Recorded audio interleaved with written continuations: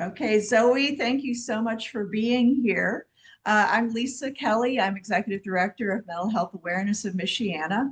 And as you know, we have a summit, fall summit that we do every year. And this year, our summit is focusing on the shifts in policy and funding and how they're impacting our the bigger community, but more specifically our local community.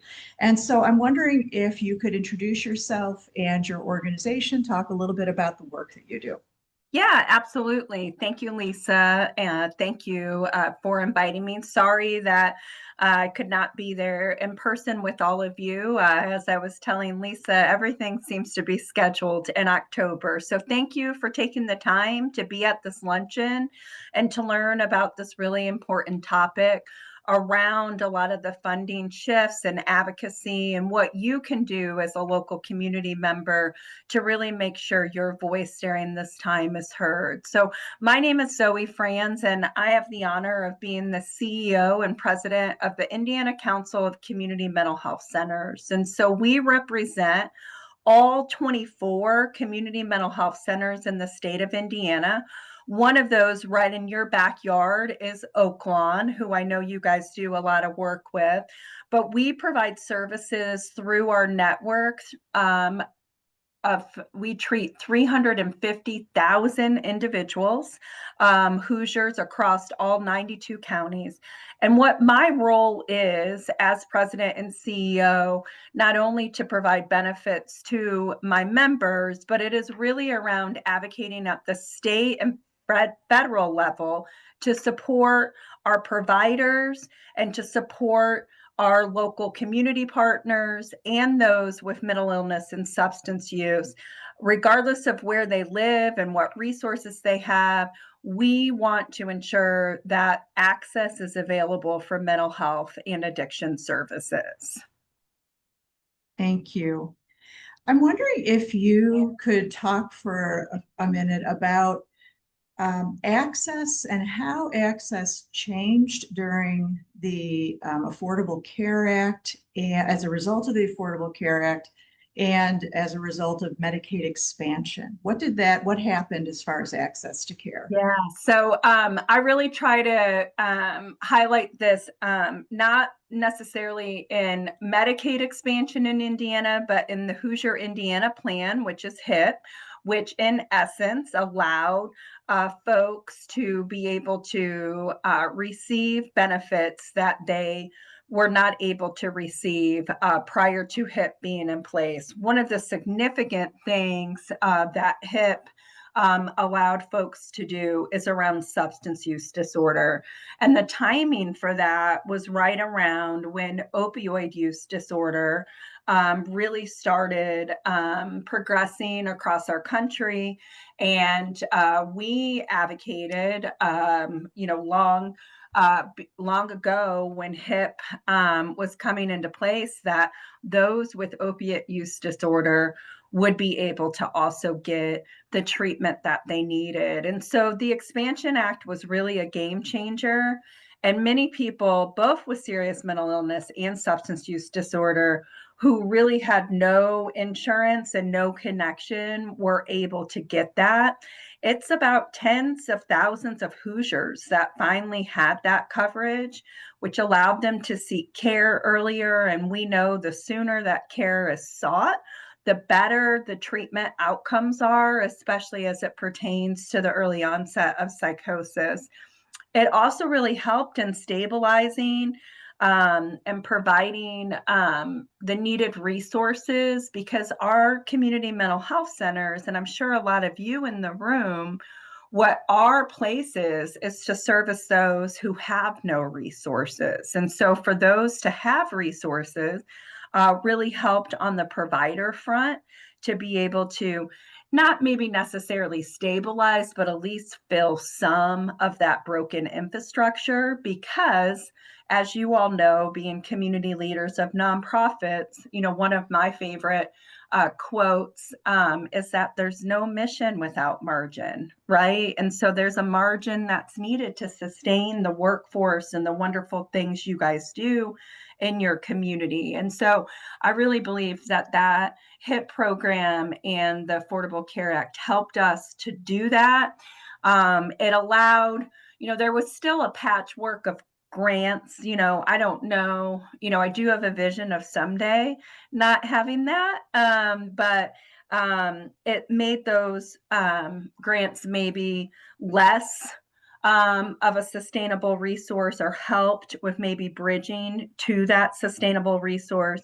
And it really allowed us to bill Medicaid and reinvest in our staff and our programs. And I believe that stability around access across our state really took place as a result. And if I could just repeat something that I think you said, tens of thousands of Hoosiers benefited from HIP. Mm-hmm. Yeah. Yes, yes. So in the last 9 months, part of the reason that we're doing this summit is because, we're starting to see threats to coverage. And I'm wondering, from your perspective, what changes have already started to happen in terms of access? Yeah, so in the last 9 months, it's been very interesting when I was reflecting on this question. There's both been progress and there's been strain, right? And so on the positive side, Indiana has been very intentional in that it has invested more in crisis services across the state. And crisis, when I say that, I mean someone to call, someone to respond, and a place to go. And that has been very intentional since Senate Bill 1 took place a few years ago under the leadership of Senator Kreider.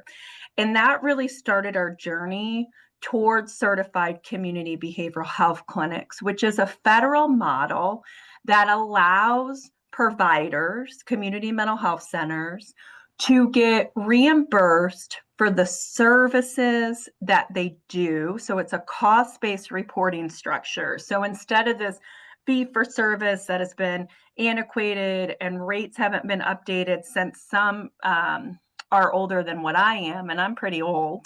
So, this new model, which Oakwan is one of the ones who is involved in this demonstration, has been a real positive on our system, and we're continuing to move forward with that.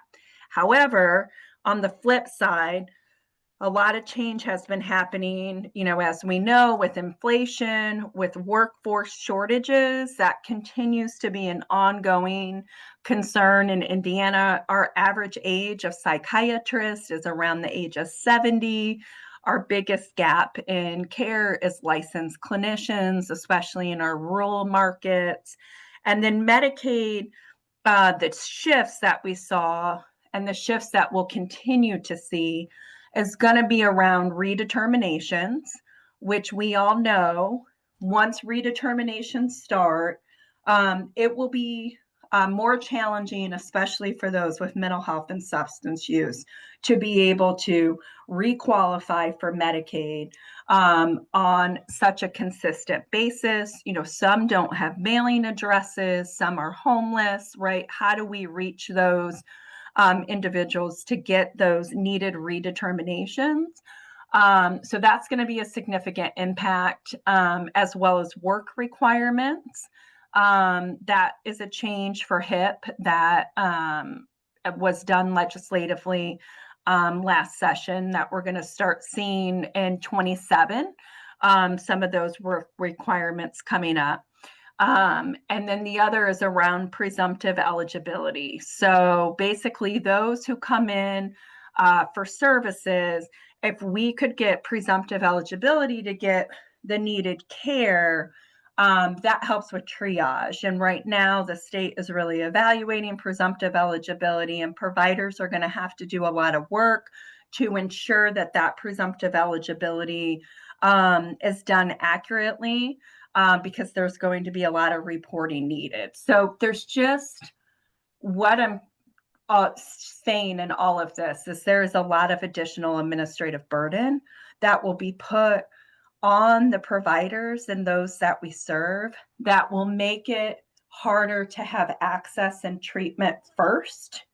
It will be more the payer first. And we made so much improvement with that, that I do see that kind of shifting a little bit because of all these other layers and things that we will need to do in order to ensure that people stay covered.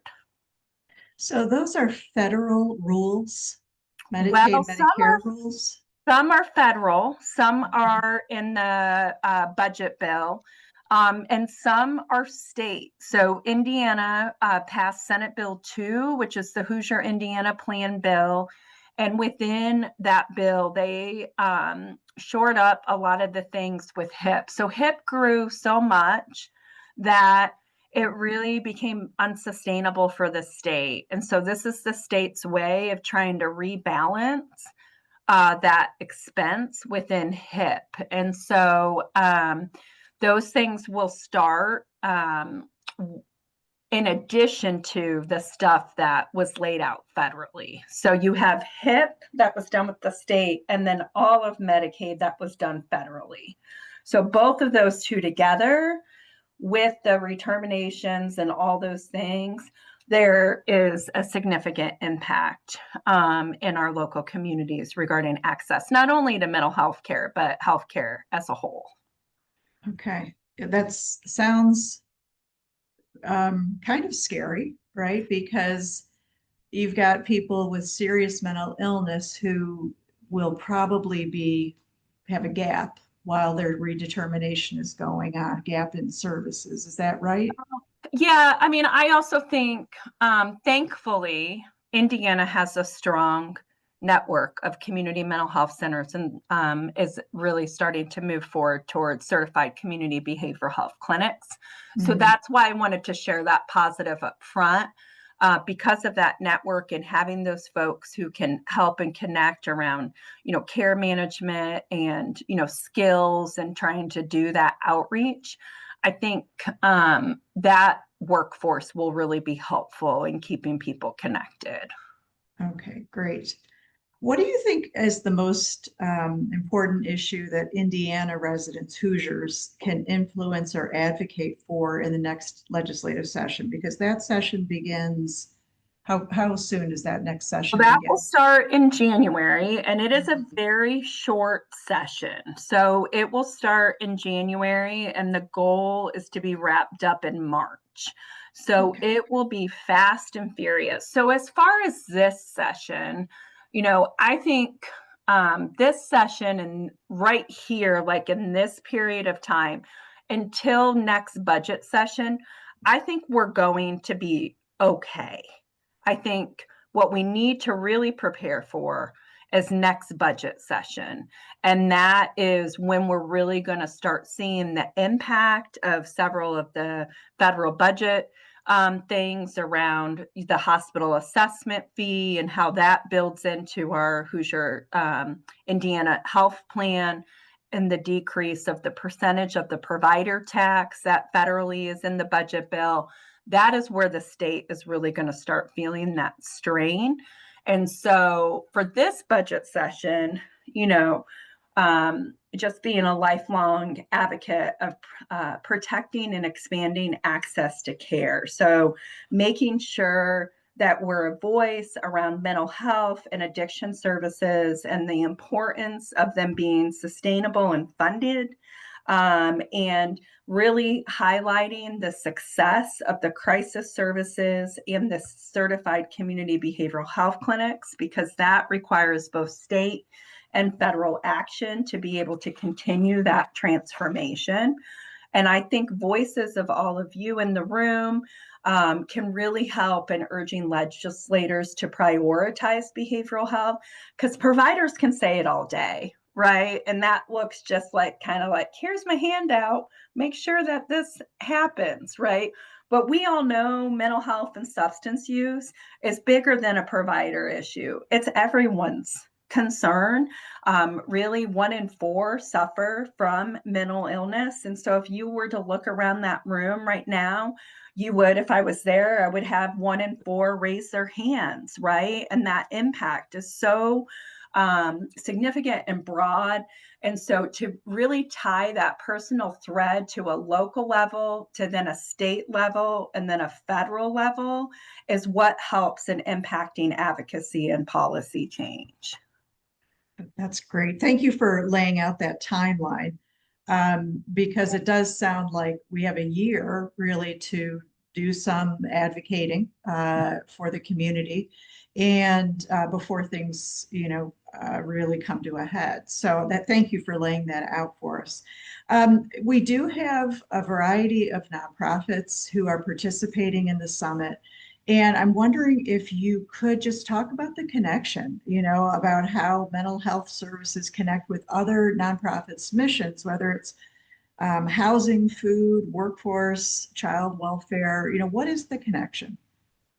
Well, I see that connection as the missing link, right? And mental health is really part of the untreated depression, trauma, or addiction, and it becomes nearly impossible to maintain housing or keep a steady job or provide stability for children. And so, stable housing can't be sustained without mental health supports.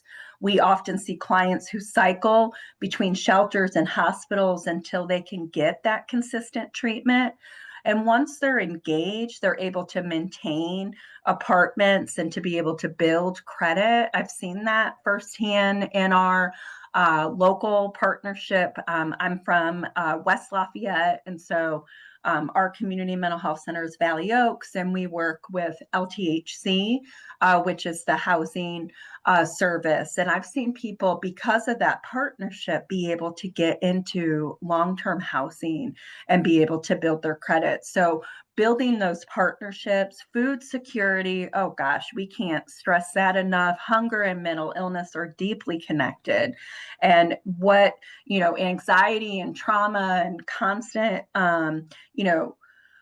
just always needing to know when you're even going to be able to be fed, right? It can lead to just inconsistent income and food insecurity. Mental health improves. People are more likely to use their food resources effectively and less likely to fall back into a crisis.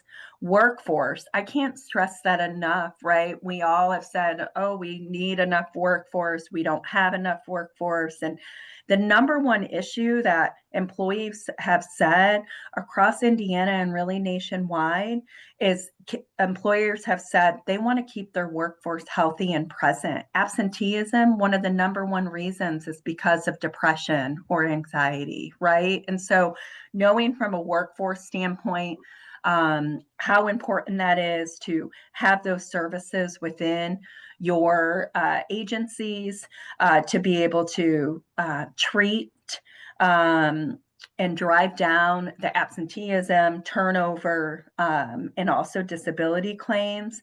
I believe also our system, the skills services and CCBHC can directly support economic stability if we can get to that full transformation. And then the last one you asked me was child welfare.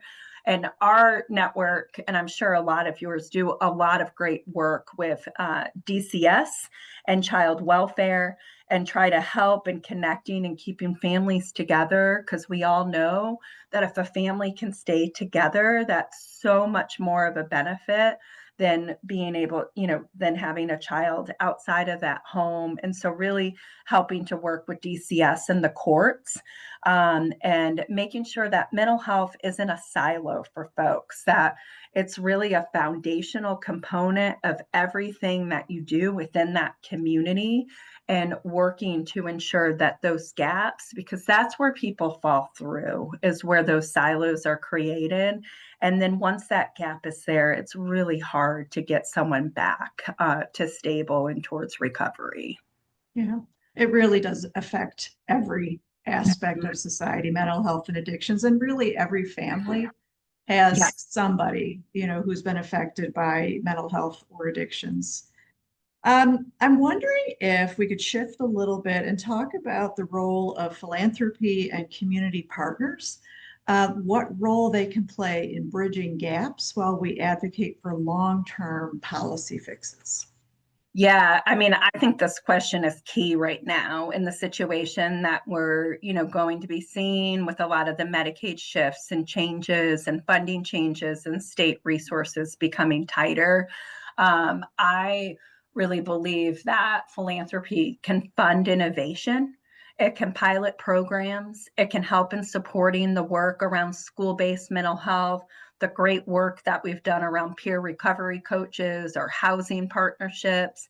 It often, starts with that, financial support. And once we can prove that, then we could go to the state and feds and say, hey, we did this in this local market and we had these dollars and it was successful. Is there a way that you could help us in sustaining it? And so I think that is definitely something we need to all be very creative on. It's interesting. Mental health is one of the lowest philanthropic funded services with private funders across the nation. And I just wonder sometimes if it's because we're just not connecting the dots to what we could do creatively in our local communities. And so I think looking at supporting workforce pipelines is another way that we could do that. What scholarships could be offered, what loan repayment assistance, what training dollars could be offered to retain talent, especially in our rural markets. We could fill gaps during policy delays, like I said earlier, right? And so how does that look, with some of those shifts, come together as a community to say, what are we going to need? One thing that I often hear in local communities is transportation. That's a wonderful way that philanthropy and nonprofits and mental health could come together to be able to provide transportation for those that need it. And then really amplify advocacy. So funders and community leaders are very credible. And so being able to speak up, to say we need sustainable behavioral health funding is absolutely essential. And policymakers often listen differently when philanthropy and nonprofits speak together and come together on that issue. So I think community partnerships is crucial during this time and play a huge role in integrating services, whether it be from schools, food banks, housing providers, the community mental health centers. All of that can work together to help navigate so that our system is not so fragmented.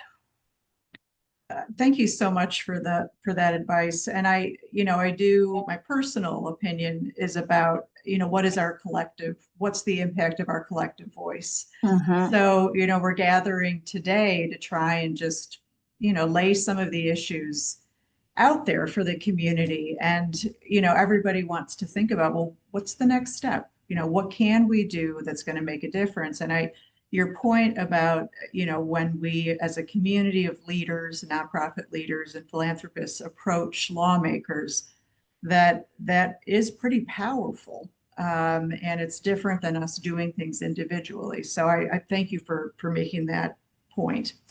I'm wondering if you have any success stories that you can share about how advocacy has made a difference. And you pointed out the success of the crisis funding, which really was a success, right? That funding got passed, and that was through advocacy, wasn't it? Oh, it was significant advocacy. And your area played such a huge role in that. So I want to recognize that. I want to thank all of you for that. So if you go back to the journey that we've been on with certified community behavioral health clinics and crisis services, it started, way back, several years ago with the federal legislation that then Indiana started getting SAMHSA, so Substance Abuse Services Mental Health Administration, gave grants to be able to start these services. And so crisis and some of those grants that was a part of that, right? And so it started as a grant. And then we said, hey, Indiana, this is really working for us. This is really working up in your area. Can we look at become part of the demonstration that Indiana can look and demonstrate so that this can become a federal program. So that is where Senate Bill 1 came into place, where it had Indiana become part of that demonstration and those crisis services. And so to date, we have 8 providers that are in that demonstration, and we are working on adding more. My vision is that all 92 counties will have access to crisis and certified community behavioral health clinics. But we've also done stuff around workforce investments. We've secured a number of investments, especially during the pandemic. We were able to advocate for telehealth. And the importance of telehealth within workforce is that it's a tool to be able to connect, right, to those who need it. And so that was a significant win for us. And then we also, through advocacy, have created a lot of great local partnerships, like we talked about, the police and mental health co-response, working together. Housing first collaborations is just so important. So whatever role you're here today during the luncheon, you all have that part of that advocacy.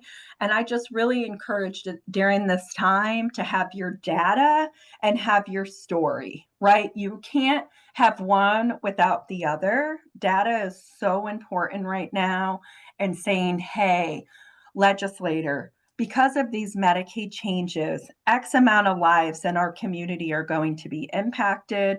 Let me tell you about a specific life here. This individual works, this individual has a family, this individual now is going to be struggling with access. And so let's look at solutions together, policy-wide, long-term, to ensure that that individual and all the other individuals within your local market are able to get the care that they need and deserve.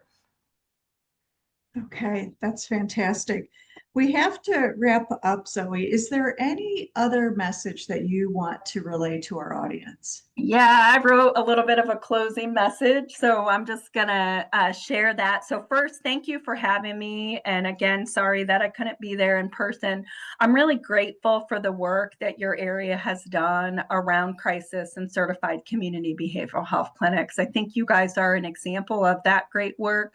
And so I just strongly encourage you to be able to continue to move forward, and keep in mind that mental health is not separate from the issues that you work on. It's truly the foundation. If people aren't mentally well in your community, they can't support a job, they can't support their kids or stay healthy within that community. We are making real progress. And while we have challenges ahead, we need to continue to move forward on that progress.